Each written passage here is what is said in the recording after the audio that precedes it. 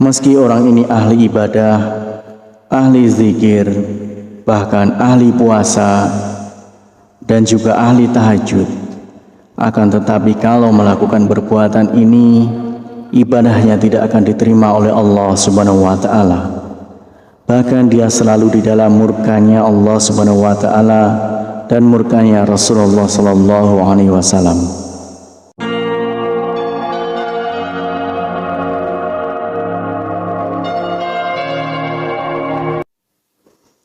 Bismillahirrahmanirrahim. Assalamualaikum warahmatullahi wabarakatuh.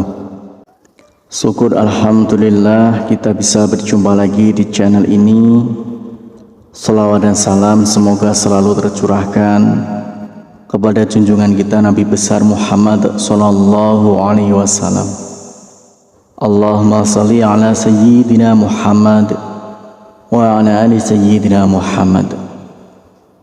Saudaraku seiman yang dirahmati Allah, banyak maksiat yang dilakukan oleh manusia, namun tidak disadari perbuatan itu dapat meruntuhkan semua ibadah dan dapat tertolak semua ibadahnya kepada Allah Subhanahu wa Ta'ala.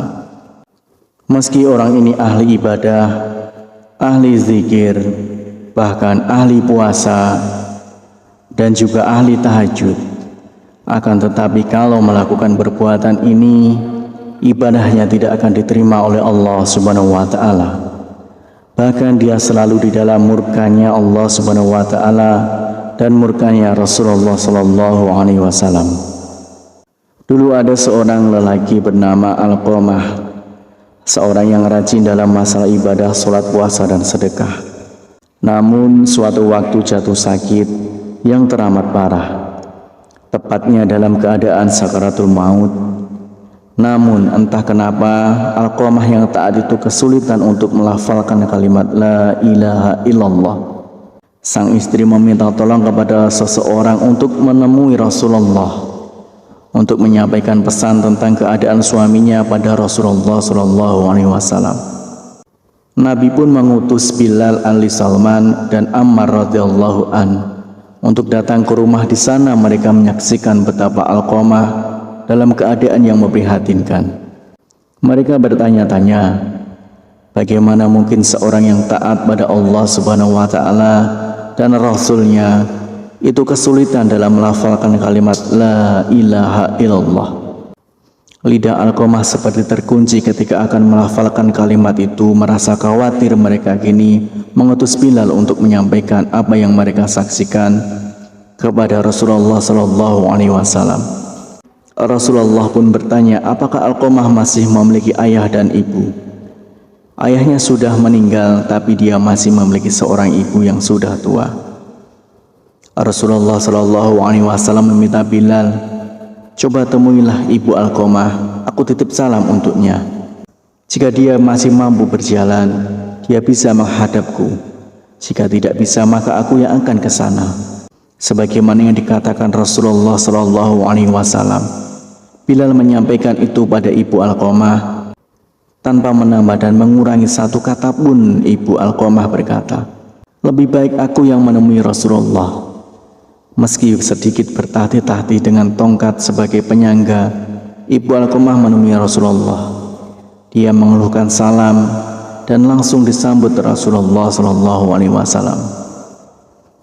Rasulullah bertanya, jadi bisakah ibu menceritakan bagaimana keadaan Alqamah yang sebenarnya?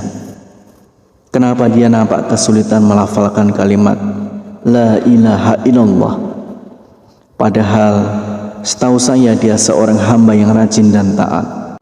Ibu Alqamah menjawab, karena Alqamah sudah menyakitiku. Dia lebih mengutamakan istri daripada ibunya. Dia benar-benar menentangku demi menuruti keinginan istrinya.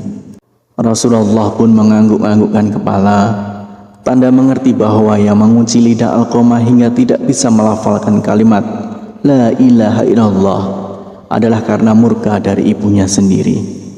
Kemudian Rasulullah Sallallahu Alaihi Wasallam memanggil Bilal, menyuruh Bilal untuk mengumpulkan kayu sebanyak-banyaknya untuk membakar tubuh Alqamah. Ya Rasulullah, Kenapa engkau mau membakar putraku di depan mataku? Bagaimana perasaanku nanti? Tanya ibu Alqamah sedih.